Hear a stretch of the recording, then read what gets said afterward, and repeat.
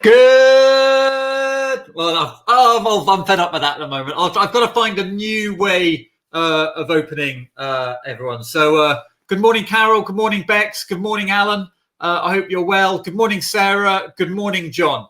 I hope life is wet and windy, but healthy wherever you are.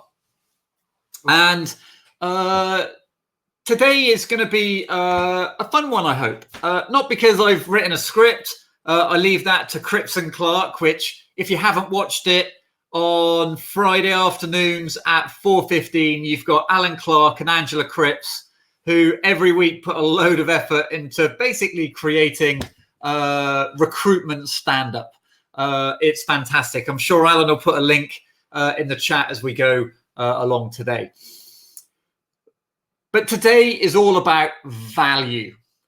And one of the things that worries me most about the next 6 to 9, maybe even 12 months for recruiters is that recruiters get trapped in this cycle of effectively becoming CV machines for clients that don't really care whether they live or die. One of the challenges that the industry has as a whole is that we've got ourselves addicted to working vacancies, sending CVs, and we've sort of accepted the fact that we will do that. We will invest our precious life force into a client that doesn't really give us any commitment back in return. So that's what we've accepted. The flip side to that is that clients have realized that there is a whole wealth of individuals that will work for free and potentially lose their jobs on the potential prospect of potentially finding the right candidate. And my real issue is that over the next 9 months, when jobs become harder to find, we fall into this trap of really thinking we're in recruitment, but really we're slaves to a client group that, as I said, don't really care whether we live or die. And the problem is that subconsciously we know this isn't working for us. And as a result of that, we stop working as hard, which means the client gets less results. Because they get less results, they think less of the recruiter. Because they think less of the recruiter, they feel more motivated to give their opportunity to more recruiters. Because they now give their opportunity to more recruiters and as such give less commitment to each recruiter. Those recruiters work hard, subconsciously work out this isn't working for them. They work less hard. The client gets a lower service, which means they feel like they need to employ more recruiters. And we have this death spiral, and it is a death spiral where at the end of the day, clients don't get the service that they want and we don't make any placements and we end up either going out of business or we end up getting fired. Or most importantly, we probably fire ourselves. And actually what I'd say probably even in the last few years, I've noticed more recruiters fire themselves than the companies that they work for, because it's a hard job. As humans, we want to feel satisfied. We want to feel like we're making progress. We want to feel like what we're doing is being valued. And the default operating model for the recruitment industry at the moment does not lead to recruiters feeling valued. I was speaking to a recruiter the other day. They work an industrial desk and they're trying to start an industrial desk and they're working hard to break into these clients that even if they get into these clients, they're going to be earning 60 quid a week. And at the moment, they're only getting the short-term assignments once they've been to the 2 or 3 other agencies that they like more. They've been doing this for 6 months and they've made 2 placements and they've made 500 quid. That's just not good business. And the mindset of what we're going to be focusing on today is we're going to be questioning clients to see where we can add value. Because if we don't think we can add value over and above the service they get already, then we need to find another client. And we need to be disciplined to know that there are better clients out there. So as we go through, please feel free to ask questions. but hopefully you're set up for the fact that we need to start standing tall for what we've got. So there's 4 areas of questioning that we're going to look at today, which will help you understand and help you find clients' needs. And the reason we've got to find client needs is that what we know is that if they get the candidates they want for their existing agencies at a low rate, so let's say low rate is anything below 15%. My brain's telling me low is anything below 20, but let's say 15% is acceptable for you. If they're getting what they want below 15%, if we don't find additional value over and above the service that they get at the moment, then we should not try to do business with that client. And what I mean by additional value is that we need to find things they are not receiving. We need to find things they're not receiving. And one of the challenges is a lot of us work in markets where actually candidates aren't that hard to find. So we've got to look for need beyond that. But before we do that, let's think about some need finding questions that will help us justify why we charge more from a candidate perspective. So the first question I would ask a client is that I wouldn't ask what skill sets do you recruit. I would ask what skill sets do you find it difficult to recruit? What is it about your location that makes it difficult to recruit? What is it about the way your roles are structured or compensated that makes it difficult to recruit? Too often we're asking, what do you recruit? We don't want what they recruit already. What we want is what they find it difficult to recruit. Why do they find it difficult to acquire, attract, retain the talent that they want? We don't want to collect facts. We want to collect need. That's right. We want to collect need. Okay, because where we have need, we have the ability to add value. I had a client once and they were out in Ost, which is the old Severn Bridge crossing.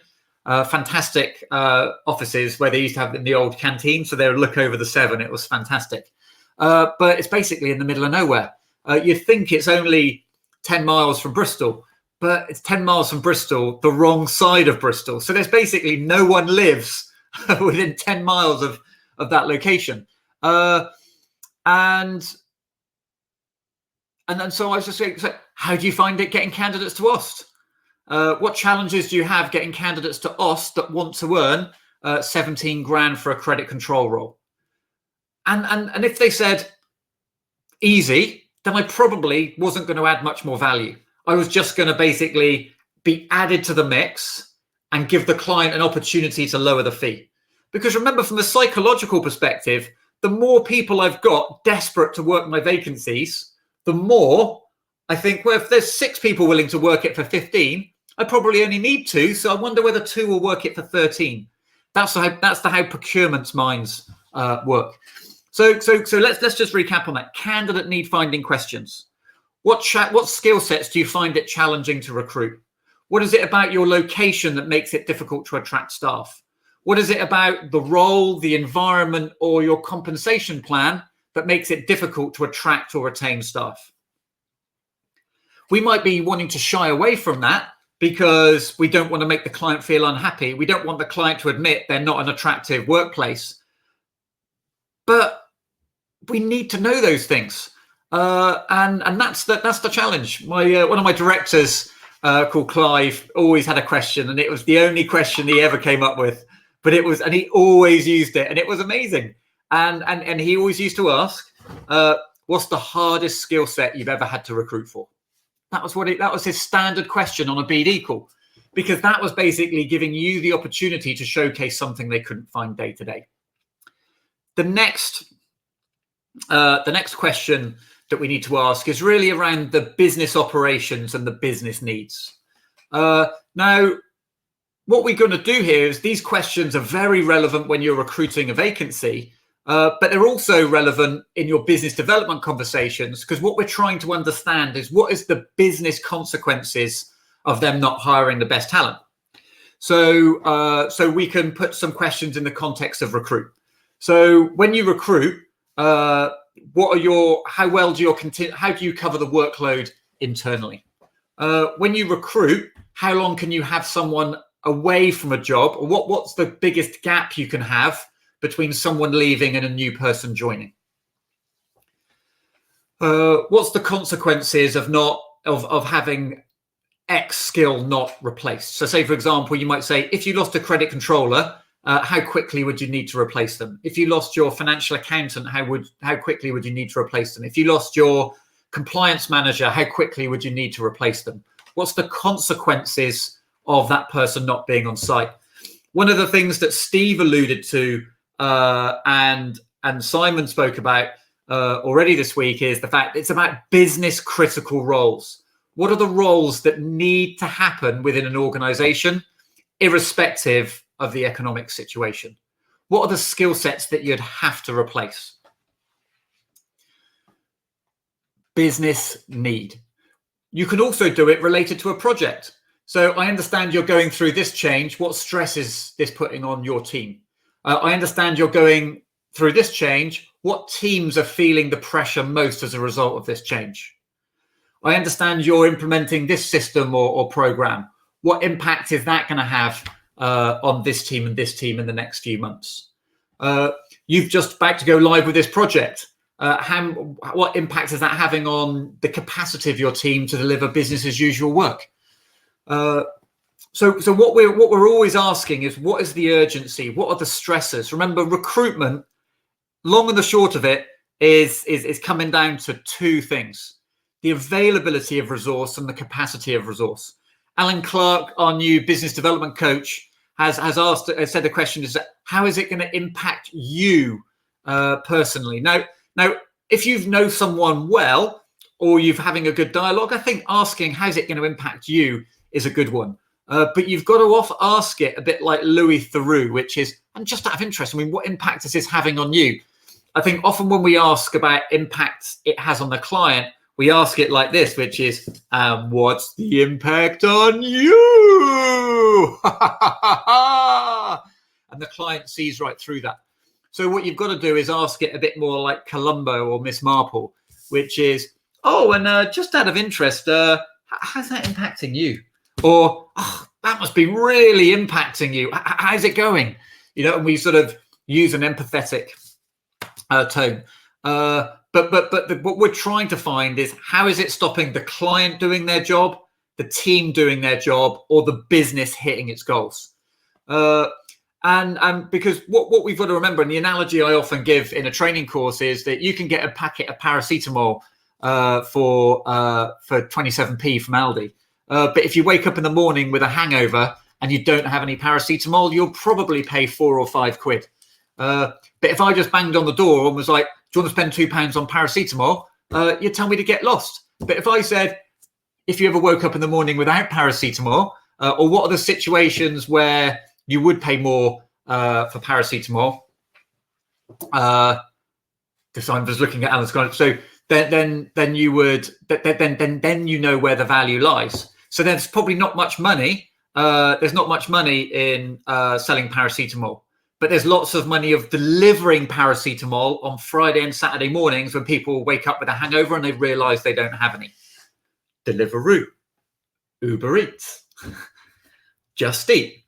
You know, there's a lot of money in convenience, and what we've got to do is find the problem so we can sell the convenience of a recruitment process. The next area of questioning that we want in order to add value is understanding what a client wants from the recruitment service. And one of the sort of things we often miss when we talk about the recruitment service is we forget our inner builder. So if you think about builders are fantastic. I just had one round this morning and I showed him something and he was like, do you think he's already priced for the job? But I'm like, are we doing this? And he always takes a step back and goes, and the reason being is anything I ask, he makes it look like it's going to be a big job. And so when we ask a client about how they want their recruitment process to work, rather than going, that's fine, we should go, oh, that's interesting, that's a bit more work. So when a client says, so we might ask questions such as, how do you want your recruitment process to work? We might ask, how many interviews would you typically have? What sort of testing or assessment would you like us to do in advance of the process? What sort of portal or applicant tracking system would you like us to use?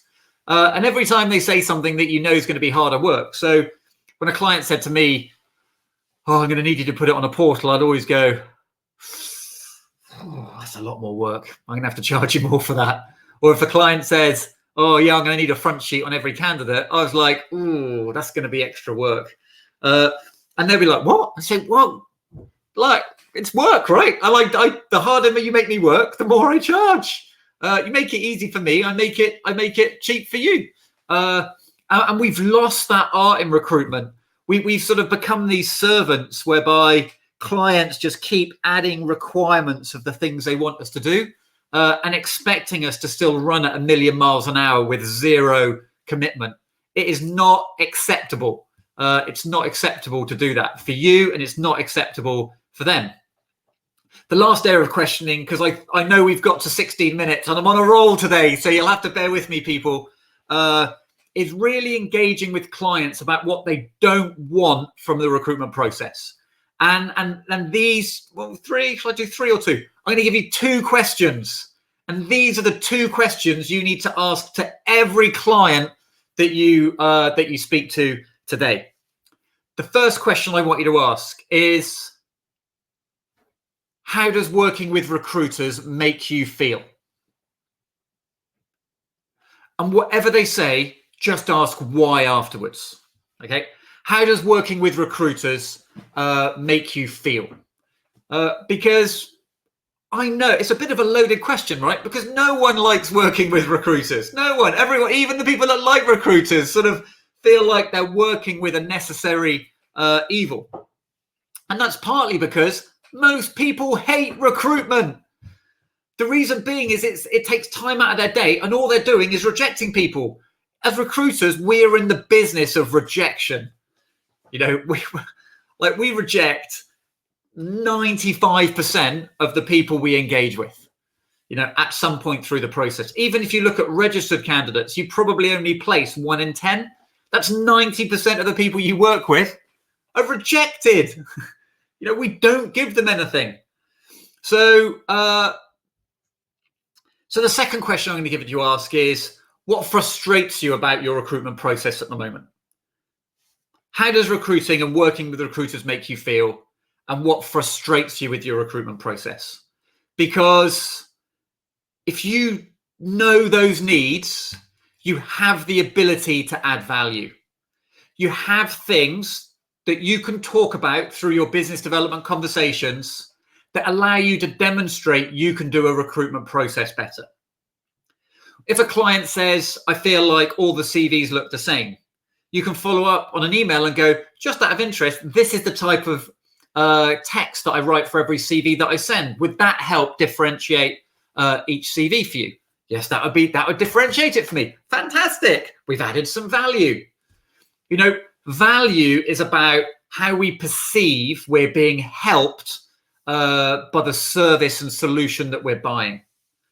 You know, and we've got, and if we don't work on value, the client is only going to focus on price. And often the client would say, I only pay 15%. And I would immediately go back and go, oh, just out of interest, I'd have 3 questions. Firstly, how do you want your recruitment process to work? Second one is, how does working with recruiters and your recruitment process makes you feel?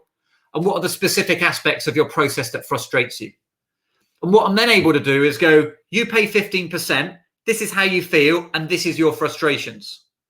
If I can solve this, this, and that, would you be willing to pay more? Because at the moment, they've got a balance. Aldi is good value. Waitrose is good value. If you value someone taking you to what you want in the store, then Waitrose is good value because you know where you can find where everything is. If you value price over brand, then Aldi's great value. If you value price over someone sort of pushing you beep, beep, beep, beep, like Aldi anxiety, if you value price over urgency and stress associated with packing your bags, then Aldi's good value. If you value having a bit more time to pack your bags and having some niche goods and maybe having some nice sort of bespoke deli counter stuff, then you're willing to pay a little bit more for that. And that's what we've got to do. Waitrose knows where it adds value. Aldi knows where it adds value. You probably focus on price, as do your clients. So good luck today. Go and ask all your clients how recruiting makes them feel and ask them how their recruitment process frustrates them, and start finding ways that you can add value to clients. Sorry, it's a bit longer today. Massive soapbox issue. Be strong, be proud, and fight for it. Because if you don't fight for it, you're going to be fucked. Okay? You have to value what you do. Live long and prosper. Nanu, nanu.